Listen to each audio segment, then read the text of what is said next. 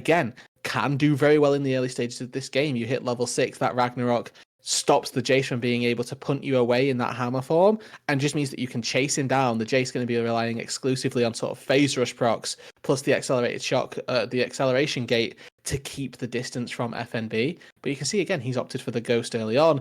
So there's that recognition that movement speed is king, and that Furia, if they don't win early, are going to be in a real bind.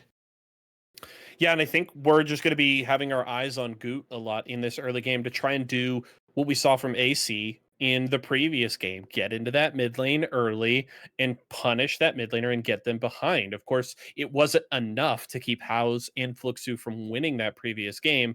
It's a little bit of a different story around a Kassadin, and I'd say it's even more important to set Nosferos behind in this game. You already talked about how much of a problem that Kassadin becomes later in the game, and I think Goot is going to be very responsible for giving Envy the assistance to get that early game rolling in mid. Going even is going behind if you're Furia, and in this mid lane matchup, right? If you're even scaling with a Kassadin always win that scaling war later on.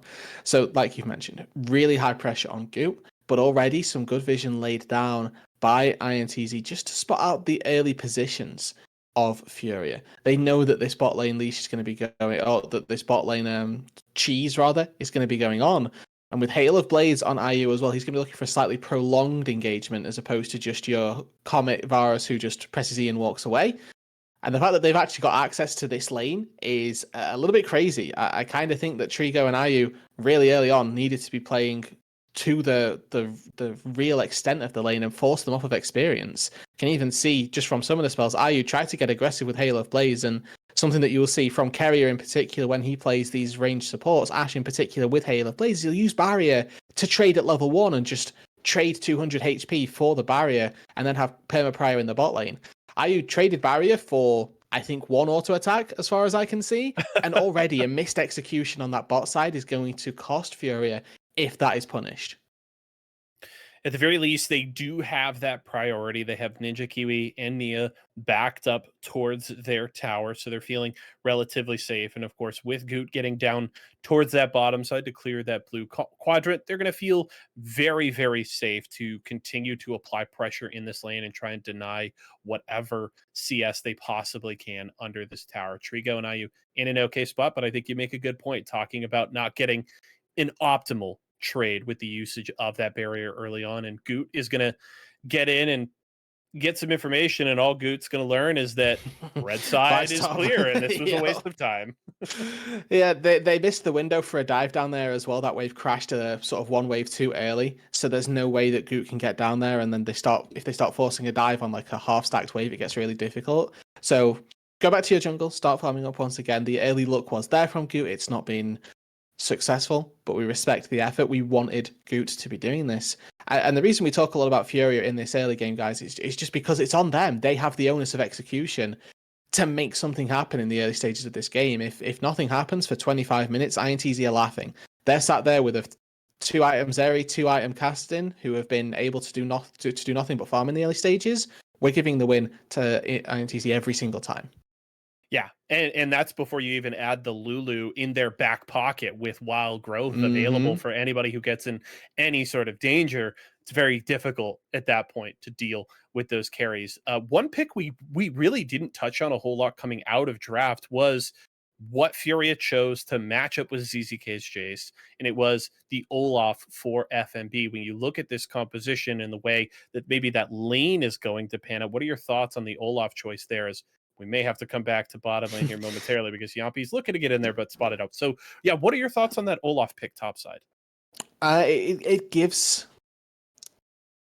FNB agency in the laning phase. I think later on he's going to be very much useless if he doesn't get ahead, right? I think that this just fits nicely with the Furia composition because he can go right now. I think Ghost ready. Let's just find a fight. Yeah, is going to be knocked back there by ZZK. The axe and the bandage toss will come through, but ZZK flashing out, respecting the engage there from Goot. The important thing now is that ZZK has no flash when FNB hits 6. If one axe hits ZZK and he's in that position in the lane again, he will die. That's just a fact. He's going to have to fight his way out to get it to not be chased down by the Olaf. I think that timing for that gank is actually really important. So whilst it may not have seemed like a lot, and Goot just showing his face burning a flash, or great stuff, it's not a kill. It could lead to a kill. Yeah, and that's unfortunately a flash that ZZK has to spend. You cannot give that away because it's only the only way that's worse is if you die there. Unfortunately, so FMB is going to get the recall and the reset here just before hitting level 6, and then we'll be looking to get that wave pushing for ZZK, force them to either give up minions or play in that very vulnerable position as this Olaf approaches level 6. Meanwhile, Goot down to the bot side, looking to secure this first Drake. Of course, we got a very good look at the priority for Trigo and IU, and they're immediately just going to walk up, assist on this Drake. But Yampian Nosferus maybe with something to say about it. Nosferus is 6, has to go through this pink ward, so it's not easy. But it does look like Furia are going to get this. It's again a question of can they escape, and he's also can Nia escape. Actually, a good flash on the bandage toss there. Make sure that you're not caught out, not CC locked, and obviously with the second bandage toss to follow through, you expect there would have been time for IU and Trigo. Now, Yampi not being level 6 here is the real determining feature for INTZ. They decide they can't go for that play, right? No cease and desist means there's just not enough lockdown. And the distance, again, from the Zeri Lulu, not quite ready just yet. And while Goot has yet to give or get any of that significant pressure that we were asking for at the top of the game in terms of mid lane, forcing out 2 flashes in the last 90 seconds here on ZZK as well as Nia. Good job there from Goot. The bandage toss is well placed. They're also able to secure the Drake. So Goot not checking necessarily every box here in the early game, but it has been a great start from the Amumu. And now is when that top lane becomes really dangerous for ZZK, right? You can see how far back he has to play. He's farming with Qs only. And if FMB can keep this wave in this position, it just means that that one axe chase down, it is a kill. Now, you can tell that he's not throwing these Qs, sort of fishing for it, because if the second he does, he messes up the wave and all of his kill threat is gone. So if he goes for a Q, it has to be the one that's going to land in the chase down that is successful. But now with a level 6 Vi on that bot side, they're going. Yeah, IU in trouble is going to flash, though, as the ultimate locked on there from Yampi, but they're going to get away. Yeah, the 90 caliber net going to give space for Trigo. The turnaround damage onto Ninja Kiwi is nice, and the ultimate spin from Yampi does get the flash off of IU, but that's about it. Summon a heal, barrier and flash as well, expended by IU, but you will more than happily spend those if it keeps you alive, right? Same thing as we mentioned for ZZK on this top side. Now, as this wave is sort of bouncing or bounced off of the top side turret for FMB, it's really in a position where I was expecting a dive to come through, honestly. I think this is a window where you can look for ZZK. Goot, again, a little, not necessarily slacking at the wheel because it is a risky one, but I think if you're looking to use this early game composition, you kind of have to take some risks for fear of, like we've mentioned time and time again, just getting outscaled. Yeah, and they're not going to elect to walk back into lane. Looks like Goot and FMB were considering stepping back in there, but the recall comes through from ZZK. Immediate teleport back to respond to this wave. And Goot can come back here, has started this Rift Herald solo. Yampi is here, important to note, but Envy has Prio. So Prio in both solo lanes for Goot here means that he's pretty safe to just continue to knock down this Herald. And importantly, Prio in bot lane as well. They already made the move up from the river. They're sacrificing a little bit on this wave in particular on the bot side, but they're more than happy to do that because it's that sort of segue effect, right? The knock-on of, okay, if bot lane roam, it means that either our bot lane has to roam or at a numbers disadvantage, and all those things cascading up to the Rift Herald means that it's a quick take for Furia, and I expect them to use this down on that bot side. It's a point of the map that has been pressured heavily by Trigo IU, and obviously there's been a bit of a response by Yampi as well. There was a flash expended from IU to keep safety, but if they can break open that tier 1 turret, they've still got 4 minutes left of plays. They can find a reset, get that first item finished for Trigo, the Bloodthirster coming through, and then they can start to do the same thing to ZZK on that top side. Don't mind if they sacrifice the next dragon as well to get gold on this Caitlyn, because we've seen Caitlyn compositions fumble when they don't get early leads, but if you're moving around the map and taking turrets, that's exactly what we're looking for. Ooh, and here comes the Oh, the Vi timing. right onto IU, or excuse me, it's Trigo flashing over the wall, will escape from trouble, but it is going to be first blood there for Yampi and INTZ on the board. Remember what we said in the draft? Yeah, so these two range champions are sitting ducks for a Kassadin Vi combo when they want to move down to that bot side. They didn't even have to dive this time. Trigo and IU just in the wrong side of that knuckle on the bot side wall, and they get punished for it. It's a lack of aggression in this early game from Furia that is really starting to bite them where it hurts, because they don't have the significant leads to take fights at this stage in the game where they needed them. Yeah, and I mean, we've highlighted already a couple of times in this early game that their opportunity to punish summoner spells being blown. We talked about it initially with ZZK blowing the flash topside. Unfortunately, Goot never able to get back up there and deal with it. Now it's up and available. So ZZK weathering the storm. Meanwhile, you highlighted it after the first gank bot lane from Yampi that 3 summoners got burned from Trigo and IU. And guess what? They got back to that bot lane as soon as the opportunity arose, punished it, it got a kill. So that's a great job from INTZ on forcing those cooldowns and then getting back there to punish it further. And it delays the snowball by about a minute, right? I mentioned what I wanted from the Furia bot lane, and with Goot as well in particular using that Herald. They're about a minute delayed on that. It has netted them this dragon, and I think if they'd have played it optimally, they wouldn't have got this Drake instead and could have like taken this turret top side. But FNB is in a bit of a compromised position here. He is a level down, but has Ghost, has ulti. This time those ZZK's got flash to get away.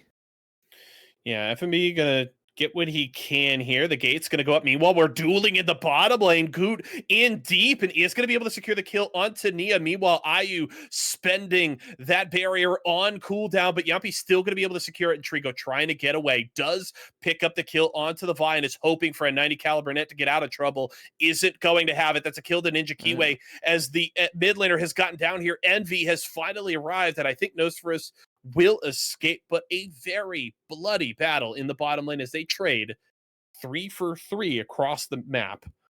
Yeah, FNB did find that solo kill in this top side, even despite ZZK having flash. It's just a difference of champions, right? You asked me how that Olaf was going to act in the late stage, or how it was going to act in the laning phase. I didn't particularly get to answer it, but it acts like this. Early on, it does well. In an isolated 1v1, it's always going to go well until Jace has like 3 items or something. We get to take a quick look back at this bot side, and I have to give credit to Trigo here because his trap placement throughout this entire fight is actually exceptional. Buys IU a lot of time and actually forces flash from Yampi, and then catches him out on a second trap as well to finish him off. He gets gifted with a lucky couple of crits there, 2 for 2 on the important shots that count. But this Kassadin counter pick as well is something that we haven't, again, particularly addressed. It was a pick that they took knowing it was going to be an Annie in the mid lane, and at every juncture, Nosferus has been faster to a play. We recall the play down on the bot side that killed IU. It was Nosferus who was there first. That play that we've seen just now, Envy is late to the party, and the Kassadin is first one to show up. Yeah, and that really just comes down to, Envy Envy has to really think ahead to beat Nosferus to those plays, because while they both have teleport, you've got the mobility of the Kassadin ultimate with where, which Annie is never going to be able to match. So Envy really has to be thinking ahead and understanding where INTZ wants to apply pressure and where they're going to send Nosferus, because if you can't predict it, you're never going to beat the Kassadin into that play. And at this point as well, the Kassadin clears the wave so quickly just with the Force Pulse plus Rift Walk that it's not even a point of, oh, and he gets Prio, it's going to take Kassadin a few minutes to move. It takes him seconds. Oh, that's going to be Tibbers over the wall onto Ninja Kiwi, who's going to be able to hop over to safety and just escapes from the Varus. So IU almost locking down that kill, but they're going to lock down this tier 1 tower. Took their time here, Fury, but I'm happy with how they're playing out this mid-game portion of the game.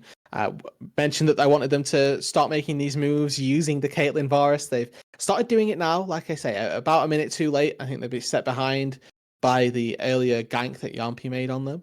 But they do get that turret. It's not all of the plates going down. We saw 7 out of the potential 10 plates that they could have taken this game. But overall, strong start for Furia. They're still in a great position in this game. They just have to keep snowballing.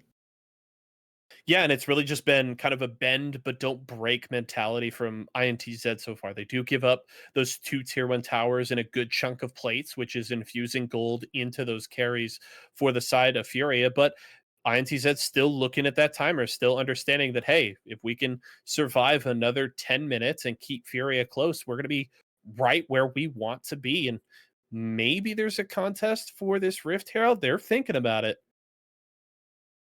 We've got Nosferos on the top side, flanking on to Furia. They get the Herald. And it is a level 11 Cassidy, so you've got to be careful. Goot taking a lot of damage here, but they're able to just delete Yampi. That kill's going to go over to IU. Ninja Kiwi trying to escape, will not. Trigo going to pick up that kill. Meanwhile, FNB in the 1v2, the axe just chunking through ZZK and Nia, and while the gate will get them out of trouble, Furia with a huge win on that fight. There we go. That early gold that they got from the turrets starts to translate into team fight capability. Credit to FNB. He didn't find any kills in that fight, but he zoned 3 people off in the meantime. And the one who he didn't zone off ended up dying because they overstepped their bounds, overstepped their limits here. Look at FNB on this bot side. He does so much work keeping Nia, Ninja Kiwi, and ZZK sort of at bay. Because as soon as the Vi goes forward, he starts to split them off. Ninja Kiwi has to be careful trying to dish out the DPS. And whilst it looks like FNB is just kind of running around, not doing a lot, it's keeping the backline at bay, right? It's Ninja Kiwi going forward and immediately dying because he's separated from his Lulu, who has to play back because of this Olaf. It's that cascading effect once again that we're seeing have a larger impact on the game. And Furia, they understand how they need to play out these team fights so far, and they've done a great job around that Herald. Now that they've got it, they can use it to break open mid-tier 1. They will have completed the outer turret sweep, and then they can start to get even more aggressive, see IU and Goop pair up, this CC heavy pairing, and damage heavy as well with the Varus, who's got almost 2 completed items at this stage in the game, to start really hammering home some advantages.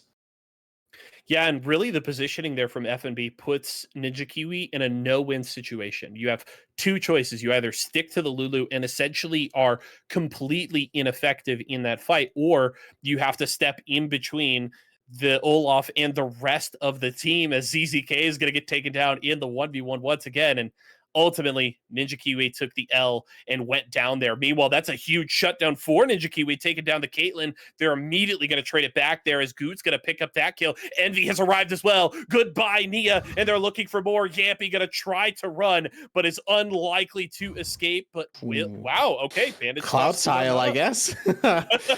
Just no more CC left in the tank, no more range. But tier 1 turret's going to fall here, and Goot doesn't even have to use their Rift Herald. The range once again from Furia, proving to be king.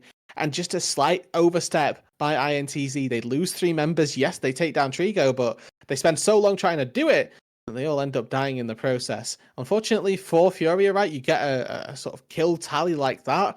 You kind of want a little bit more, but it's not enough. And yeah, this was kind of what happened. Off to the side, FNB decided it is time to murder. Yeah, and unfortunately, just with the spot that ZZK was in and getting caught by the Olaf out of vision, the flash doesn't much matter, but I think we're at a point where it doesn't matter if the Jace is full health. If you're more than a few hundred units away from your tower, flash doesn't really mean anything anymore in that 1v1. Nope, you're quite right. And it keeps getting, it doesn't keep getting worse, excuse me, but it's going to stay bad for a long time, especially if FNB is continuing to find these solo kills and prolongs that timer. I think that ZZK is really going to struggle in this side lane, and we are seeing the power of R5 really, ring true. FNB has been always a really strong carry top laner throughout his time in the CBLOL. It's good to see him be able to return to that form here. Yep, the CZK just going to have to deal with an absolute menace in that 1v1 for the rest of this game, and FNB already with his eyes set on this bot lane tier 2, the rest of the squad getting control of this red side jungle and making INTZ walk the long way around. Rift Herald dropped. He is going to get the last hit there, and FNB just looking to clear this mega wave and back up to the safety of the rest of his team. Looks like the squad has their eyes set on mid, and FNB doesn't care, right? INTZ since the whole team bot, doesn't matter to the Olaf. and what? What are you going to do, huh? I got an Amumu in my back pocket. We'll 2v5 you. Absolutely no doubt. It's really clean macro play by Furia. I have to admit, they're moving through this jungle as a unit. They're not giving themselves opportunity to get picked off, and they know that the second they see somebody who's overextended, they can initiate at will. Goot has got 2 bandage tosses. IU's got that chain of corruption. So they've got plenty of pick tools available to them, and then we've got Envy on top of that, who's not really I feel like not particularly being a factor so far this game, but has just been there and doing damage as necessary, as dictated by the mid lane role more so than anything else. And now we've got this 2-minute limbo where Baron's up and teams are kind of like, can we do the Baron? Is that allowed at this stage in the game? And I hope that the answer for them is, yeah, let's not do it. Let's not throw away this lead, and we can just head back toward the Drake, because it is Soul for Furia if they get it, and if they're picking up Cloud Soul again, that on an Olaf, that on an Annie in particular, two champions that are very happy to receive Cloud Souls. Instead, of course, Yeso, they have to go and prove me wrong and decide to do it on Vision, and apparently get away with it. Yeah, Furia doesn't seem to care, but INTZ wants to get in here and contest below 1,000 health, but it is going to be secured by the Amumu, and here comes the engage. Meanwhile, it's FNB running rough shot in the backline as Furia just buying time in the pit. Trigo is going to go down, but Goot able to lock down the support there, and FNB secures the kill. Meanwhile, IU able to finish off Ninja Kiwi, and the rest of INTZ run for the hills. Trigo's getting ADC diff, man. Like not in a sense that Ninja Kiwi is besting him. It's in a sense that Trigo is playing AD carry and just feeling the repercussions of that. Every single team fight, Yompi has got eyes for this Caitlyn. Look at the collapse from Nosferus and Yompi. They both just beeline onto the Caitlyn. Bloodthirst to be darned. They're going to go straight in, try and take down the Caitlyn at all costs. Fortunately for Furia, they have plenty of other carries to go around. FNB dealing 1v2 with the backline of INTZ. IU, again, exceptionally far ahead on this Varus. It's, needs to be said, a 2-item Varus at this stage in the game is probably dealing more damage than a 2-item Caitlyn. And then they've got Envy as well, this untapped mid laner that is getting literally zero presence from anybody on INTZ during these team fights. Yeah, FNB on the bottom lane. Dear. In a 1v4, still kills ZZK and is still going to flash into chase. The teleport on its way from Envy. They're going to pick up the support there as Nia will fall. FNB does not care. You could send the entire team to fight this Olaf. He's still going to draw blood. Whoo! FNB means the business. Both of these teams are 4-6, and only one of them is going to have a 5th win after today. FNB is saying it will be Furia. They want to be even.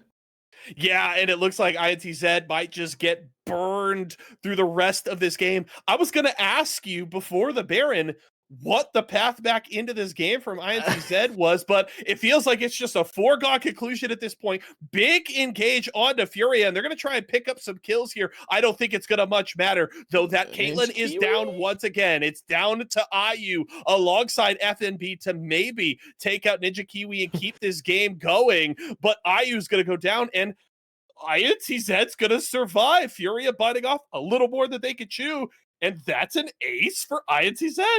Okay, would you like to answer my question now? First stop is denying Soul. Furia reached a little too far there. They thought they could end the game when they couldn't, and they gave up the Soul for it. I think that's a little bit of a blunder, but equally, this competition's on a timer. I don't mind that they're fishing for that end game there, and if you're feeling yourself, it's one of those missteps that we just have to hope for Furia's sake doesn't come to bite them at the end of the game. Because if, for example, let's run a hypothetical, they'd gone back to base or gone back to take this Drake, for example, and then spent another 5 minutes going to topside, going and taking down those turrets down there, they could have an Elder Drake, to fall back to, which would be a really strong win condition.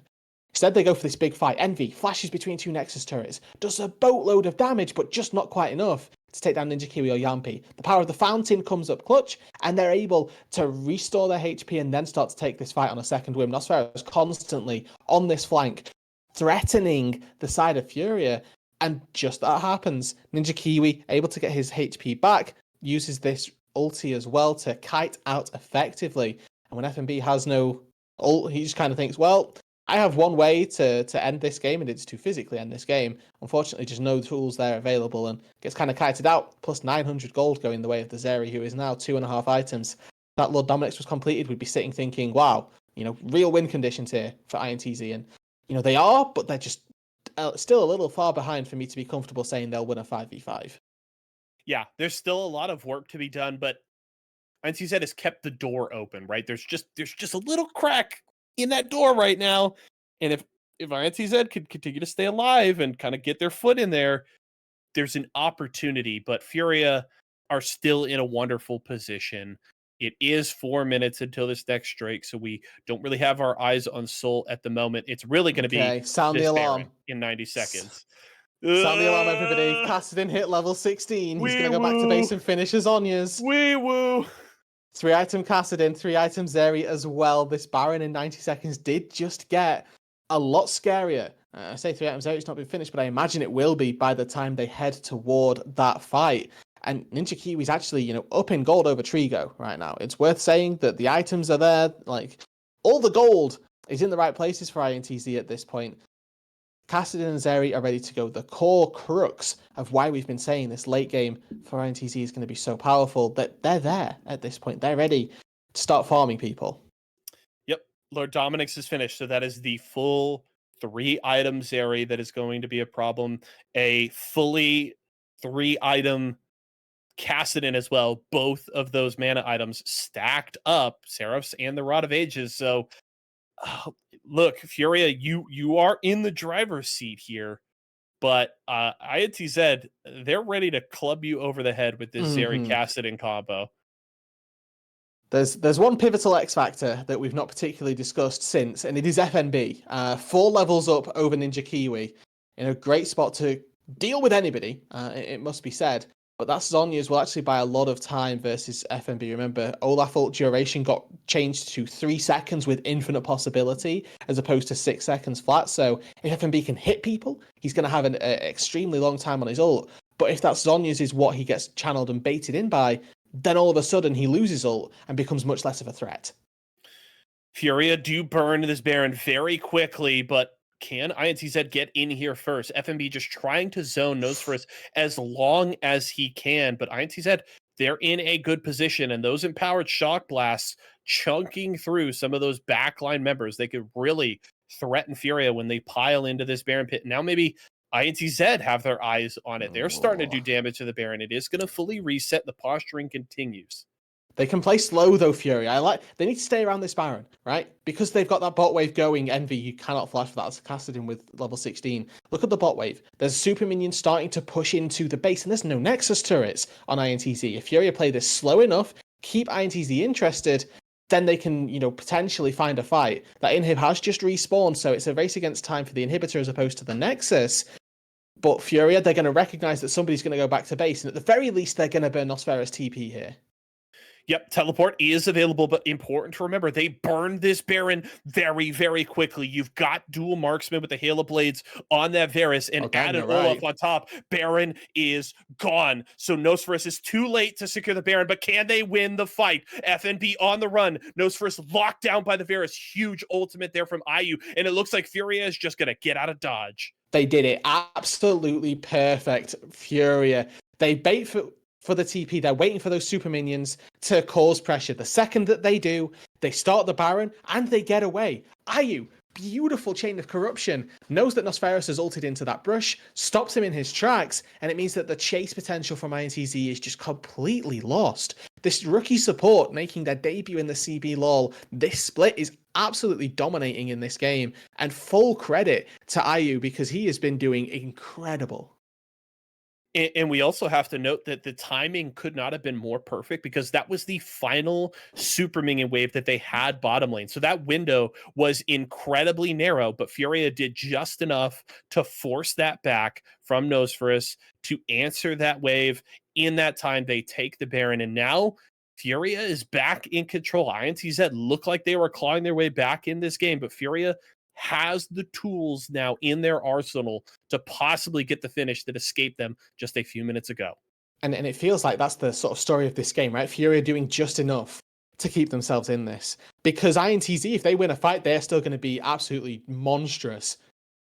Kassadin on the flank. Nosferus looking to get into the backline. IU going to flash away and get out of trouble. Meanwhile, up front, Yampi is down, and they're locking down the front line. Jace is dead. Kassadin gone as well. Nia on the retreat. It's just up to Ninja Kiwi. Can the Zeri kite this one out? Will force out the Guardian Angel there from the Olaf, but it will not matter. Furia takes the win in the battle of 8th place.